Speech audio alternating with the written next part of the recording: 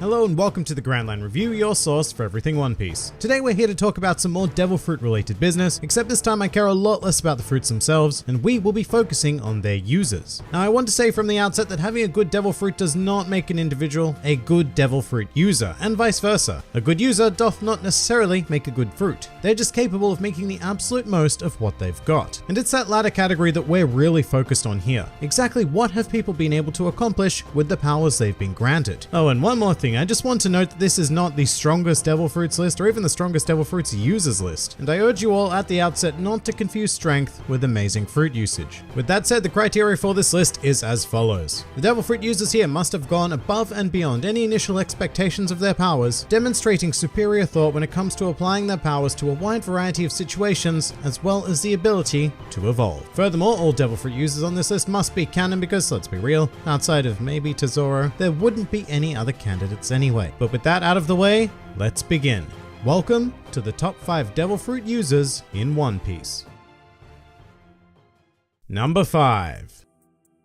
Caesar Clown. Commencing this list, we have a deranged clown with a Logia fruit known as the Gasu Gasu no Mi. But the thing about this fruit is that we as an audience are not exactly sure how the basic fruit functions outside of giving the user the ability to conjure, manipulate, and become gas. And this is because our budget Joker has used his wealth of chemical knowledge to augment the fruit and added many of its offensive abilities. Exactly how he was capable of this, who knows? But there is no denying that as a result, Caesar became quite a force to be reckoned with. Caesar's primary forms of attacking generally involve conjuring poisonous gas, which we can assume was not an ability of the base fruit, and allegedly even breathing in a small portion of this gas will lead to certain death. If that wasn't enough, Caesar can also absorb even more powerful poisonous gases crafted by himself to become significantly more deadly, and in theory, with this scientific prowess, there really is no limit to what Caesar could become if left unchecked. But Caesar does have some more versatile uses of his fruit, developing an ability to craft a gas sword, as well as shoot lit gas from his mouth, sort of like a frickin' laser beam, and even cause gigantic explosions with simple castanets. Caesar really has gone above and beyond in terms of the Gasu Gasu no Mi, and as such, he serves as the opening spot on this list.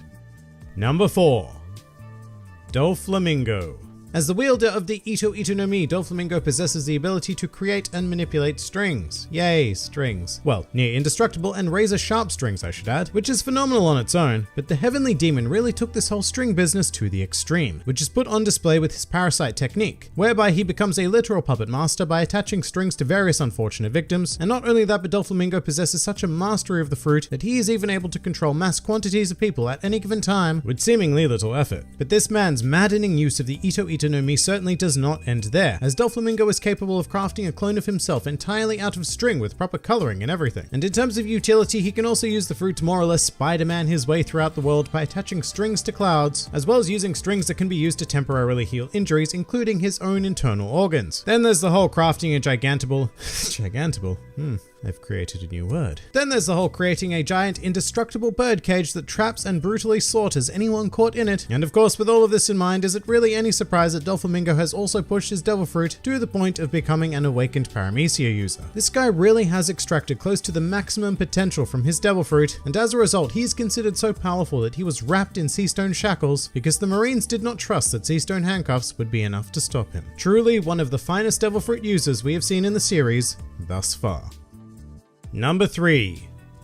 Charlotte Katakuri. Moving along, we have the only known special Paramecia user in the series at the time of this recording, and whilst we still don't know the exact definition of a special Paramecia, Katakuri certainly puts its potential on full display. Now his devil fruit is the Mochi Mochi no Mi, and its primary use as seen in the series works very much in conjunction with Katakuri's advanced observation Haki, which allows him to mimic the properties of a Logia fruit. Basically, Katakuri sees briefly into the future, and then he is able to mold his Mochi body to avoid whatever attacks may be about to strike him. These attacks could be simple like punches, but Katakuri's mastery extends to the point where he can even dodge bullets by very selectively morphing parts of his Mochi body. And I'd like to note that minuscule manipulation like that is absolutely insane and shows incredible control of his devil fruit, the likes of which I'm not sure we've ever seen elsewhere in the series. But Katakuri also possesses a swath of crazy other abilities, such as Chikara Mochi, where he spawns 2 giant Mochi arms and manipulates them with his own hands in combat. And this just is not a technique that would be possible with a lesser user of the fruit, because you really do need to possess an incredibly acute awareness of your fruit as well as your surroundings to make it work. Plus, of course, Katakuri has also awakened the Mochi Mochi no Mi and is able to turn his environment into thick, sticky stuff, well and truly earning his spot on this list.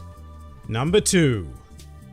Tony Chopper. Alright, so a lot of you may not have been expecting this, but hear me out. Chopper possesses one of the most average fruits in the entire series, the Hito Hito no Mi, which grants its user the ability to turn into a regular human. I mean, yes, it did give Chopper human intelligence, and thank God NL for that, because what he has been able to do with this devil fruit is nothing short of stunning. Like Caesar, Chopper figured out a way to augment his fruit abilities through the wonderful world of science, allowing him to develop the Rumble Balls, a drug that allows him superior control of his body to the point where he can access transformations outside of the standard 3 Zoan forms, all of which cater to his particular needs in any given situation. One example of which is Arm Point, that focuses on combining reindeer and human DNA to the point of maximum strength focused purely in the arms. And as the series has gone on, Chopper has developed many more transformations, and in the New World era, Chopper doesn't even need the Rumble Balls to access them, incorporating many of them into his basic Zoan arsenal. But Chopper even pushed his devil fruit so far that he accidentally discovered Monster Point, which, yeah, look, it has never been officially referred to as an awakening, but it almost certainly is given what we know of awakened Zoans in the series. So that's right, through the sheer power of science and determination, Chopper became the first Straw Hat to awaken their devil fruit, and that was during the pre-time skip era. And I mean, post-time skip, he can even control his awakened form, which is incredibly impressive. So yeah, Chopper may not be one of the strongest or smartest characters in the series by a long margin, but he has most certainly pushed his devil fruit to its limits, and what he's achieved from such a simple fruit is astounding. So much so that it was very tempting to crown him the champion of this list. However, it's very difficult to deny.